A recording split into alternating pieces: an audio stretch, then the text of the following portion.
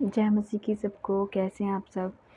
मैं उम्मीद करती हूँ कि परमेश्वर ने आप सबको संभाल के रखा होगा, सही सलामत होंगे और आपकी हर एक चिंता, हर एक बोझ को परमेश्वर ने अपने ऊपर पहले से क्रूस पे ले लिया है। बस आपको विश्वास करने की ज़रूरत है और प्रार्थना करने की ज़रूरत है। तो चलिए चलते हैं परमेश्वर की वचन की सेवकाई में। और आज का वचन आप सबसे मुझसे क्या कहना चाहता है, चलिए चलते हैं परमेश्वर की वचन की सेवा में।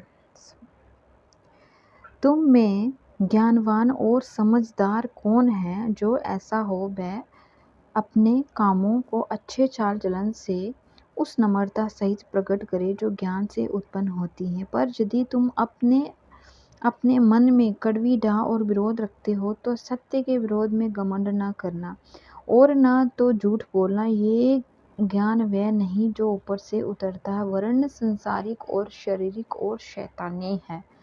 हालेलुया। परमेश्वर ने कहा कि तुम में ज्ञानवान और समझदार कौन है, जो अपने अपने कामों को बहुत अच्छे चाल चलन से उस नम्रता सहित प्रकट करे जो ज्ञान से उत्पन्न होती हैं। और जो संसारिक ज्ञान, आज कहते हैं ना, बड़े बड़े ज्ञानवान हैं, विद्वान हैं, है ना।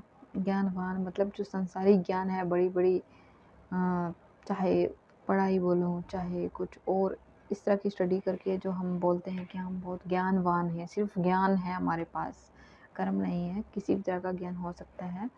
संसारिक ज्ञान जो है वो परमेश्वर की ओर से नहीं होता है। परमेश्वर का ज्ञान जो होता है वो संसार से बिल्कुल डिफरेंट होता है। जो परमेश्वर की ओर से ज्ञान और बुद्धि मिलती है ना, वो संसार से डिफरेंट होता है, अलग इसलिए होता है कि जो संसारिक ज्ञान होता है उसमें पर यदि तुम अपने मन में कड़वी डाह और विरोध रखते हो तो सत्य के विरोध में घमंड ना करना और ना तो झूठ बोलना। ये ज्ञान वह नहीं जो ऊपर से उतरता है, वरन संसारिक और शारीरिक और शैतानी है।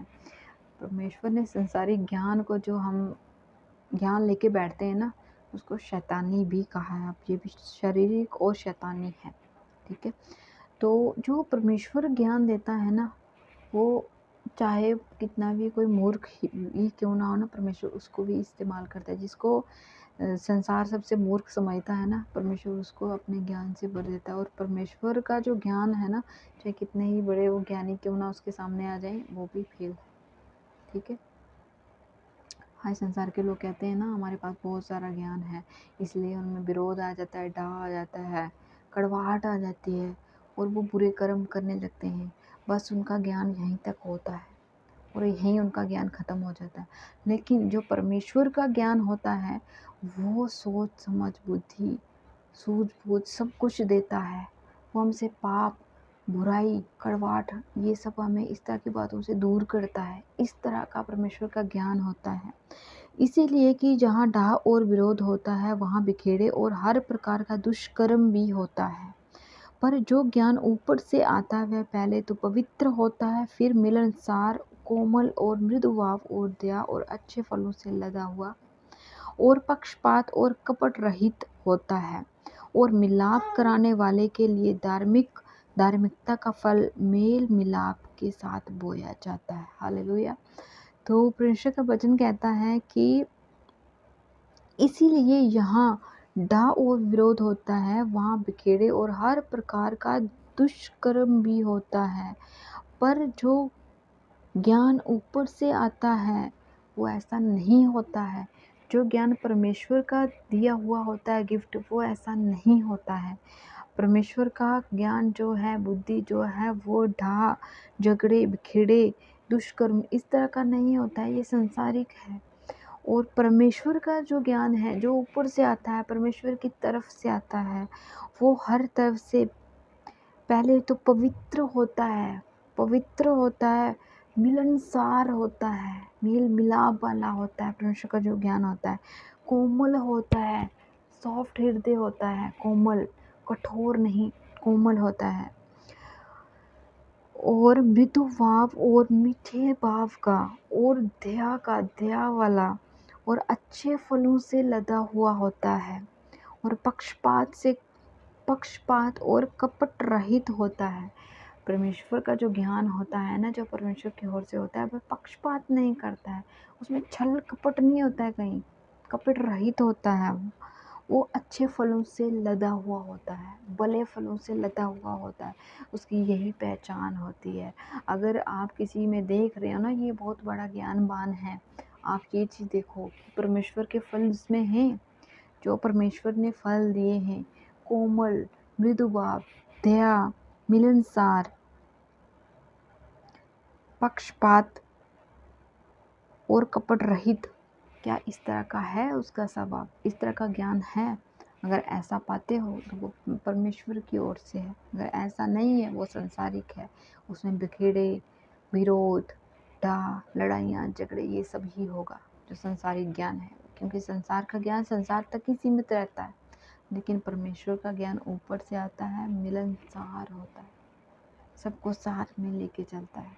वो हमें नफरत, लड़ाइयाँ, ईर्ष्या, क्रोध, इस तरह की चीज़ें नहीं सिखाता है परमेश्वर का ज्ञान।